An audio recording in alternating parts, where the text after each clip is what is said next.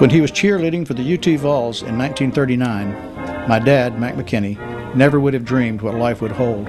Medical school and plans for a medical practice took a sharp left turn when he was struck down with tuberculosis.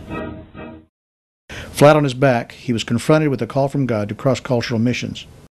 Teamed with the Central American Mission, which had a vision for establishing an evangelical hospital in Central America, it soon became clear that the small town of Siguatepeque, strategically located on the main highway between the capital and the second largest city in Honduras, was where God was leading Mac and his pretty young wife, Helen, to begin a work that would change the face and the future of Siguatepeque. It would be called Hospital Evangelico.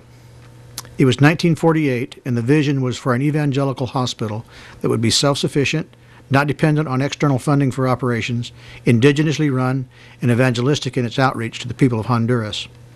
It would provide medical care for those in need and the gospel to all who would listen.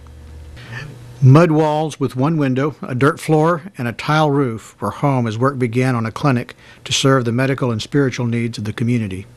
Dr. Mack treated patients locally and sometimes traveled to surrounding villages to provide clinics for folks who had no access to medical care. Helen taught Bible classes to children at home and in surrounding villages and began to raise a family. The reception to the work was not always friendly. Arsonists set fire to the storage building that held all the building and medical supplies for the new clinic.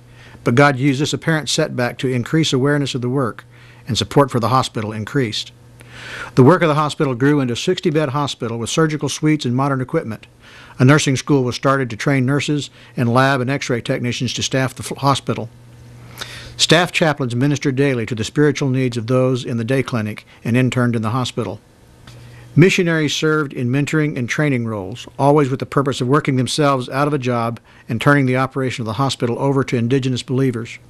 From the board of directors to the doctors, nurses, lab technicians, kitchen and other support staff, non-Latins were systematically replaced with Latins as the staff became ever more indigenous.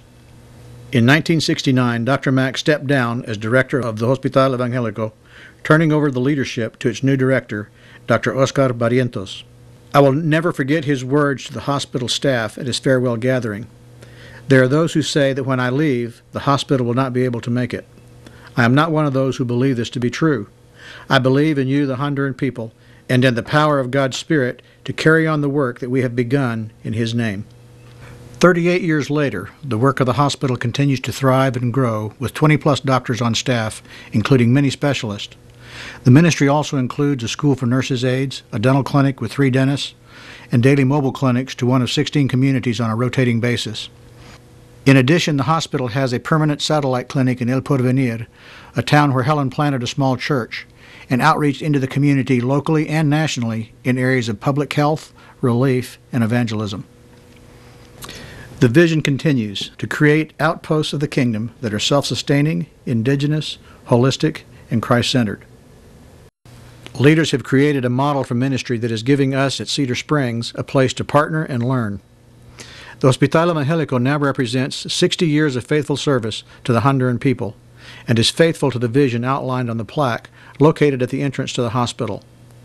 Dedicated to God for the well-being of the Honduran people, with the hope that every patient will find not just healing for their bodies, but salvation for their souls. Dr. Mack and Helen moved to Tennessee in late 1969, where he established a private practice for a number of years before moving to TVA in their medical department. In 1984, Dr. Mack became the director of the missions ministry at Cedar Springs, where he initiated many of the programs and projects, like Mission Fest, homestays for missionaries, and others that have become a familiar part of our missions program. In 1989, he retired from Cedar Springs. Mack and Helen continue to be active in the life of the church while keeping up with their 3 kids, 9 grandchildren, and 2 great-grandchildren.